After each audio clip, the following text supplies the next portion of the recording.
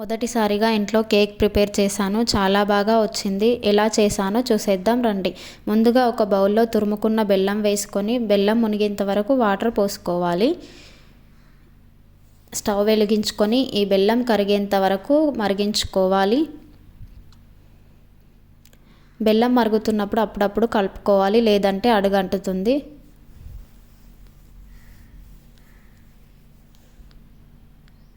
ఇలా బెల్లం కరిగిన తర్వాత కొద్దిగా మరిగించుకోవాలి. మరీ ఎక్కువగా మరగనివ్వకూడదు. ఇలా మరిగిన తర్వాత స్టవ్ ఆఫ్ చేసుకోవాలి.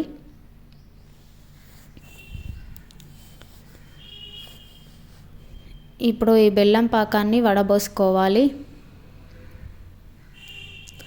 దీన్ని పక్కన పెట్టుకోవాలి. తర్వాత ఒక గిన్నె తీసుకోవాలి. గిన్నెలో కొద్దిగా పెరుగుని వేసుకొని ఉండలు లేకుండా కలుపుకోవాలి. క్రీమీ టెక్స్చర్ వచ్చేలా కలుపుకోవాలి, లేదంటే మిక్సీ పట్టుకున్నా సరిపోతుంది.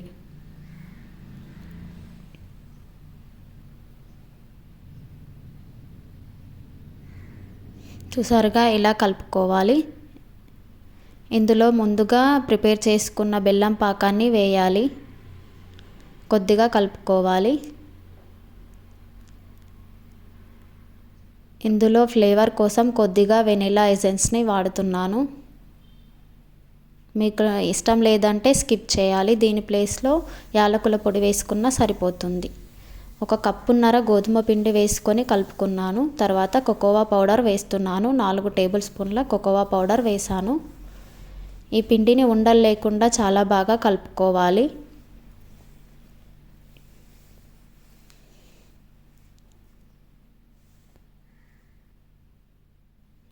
అలాగే ఇందులో కొద్దిగా బేకింగ్ సోడా, బేకింగ్ పౌడర్ను 1 టీ స్పూన్ మందం వేస్తున్నాను.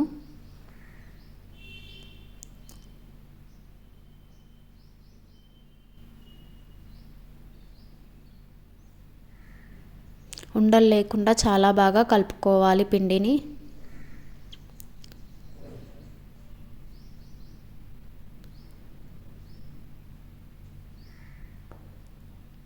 ఇలా కలుపుకున్న పిండిని పక్కన పెట్టుకోవాలి. ప్రీహీట్ కోసం ఒక కుక్కర్ని పెట్టుకొని ప్రీహీట్ చేసుకోవాలి, లేదంటే చిన్న బౌల్ పెట్టుకున్నా సరిపోతుంది. కేక్ బ్యాటర్ కోసం ఒక గిన్నెకి ఆయిల్ పూసి ఇలా పిండిని జల్లించుకున్నాను. తర్వాత ఇందులో కేక్ బ్యాటర్ని పోసుకోవాలి.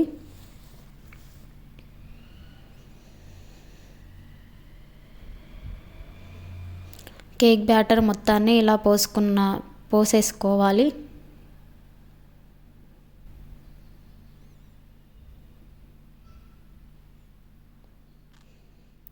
ఇలా మొత్తం వేసుకున్నాక దీన్ని కింద ట్యాప్ చేస్తూ ఈవెన్గా స్ప్రెడ్ చేసుకోవాలి.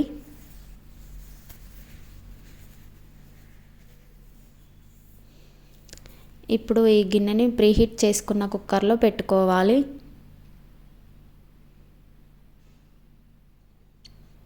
కుక్కర్లో అడుగున ఒక చిన్న గిన్నెను పెట్టి దానిపైన దీన్ని పెట్టాలి, లేదంటే కేక్ అడుగంటుతుంది. లేదంటే ఉప్పును వేసుకున్నా సరిపోతుంది. అడుగున కేక్ పైన వేయడానికి చాక్లెట్ని రెడీ చేస్తున్నాను. దీనికోసం కొద్దిగా బెల్లం, కోకోవా పౌడర్, కొద్దిగా వాటర్ పోసి మరిగించాను. లేదంటే మీరు షుగర్ కూడా వాడచ్చు.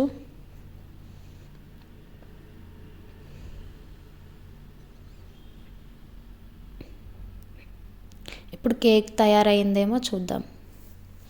ఇలా మధ్యలో నైఫ్ని గుచ్చి చూసినప్పుడు నైఫ్కి ఏమీ అతుక్కోకుండా పొడిగా వస్తే ఇప్పుడు కేక్ తయారయ్యింది. దీన్ని మెల్లిగా బయటికి తీయాలి. నేను దీన్ని పూర్తిగా చల్లారిన తర్వాత తీసాను.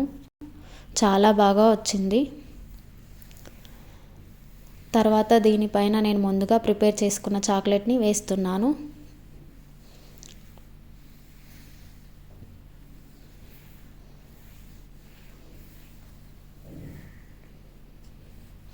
మీకు ఏ ఫ్లేవర్ కావాలంటే అది వేసుకోవచ్చు పైన. ఈ కేక్ ప్రాసెస్ని చూడండి. మీకు నచ్చితే మీ ఇంట్లో ట్రై చేయండి. ఎలా వచ్చిందో కామెంట్లో చెప్పండి. చూడండి, చాలా సాఫ్ట్గా వచ్చింది. చాలా బాగుంది.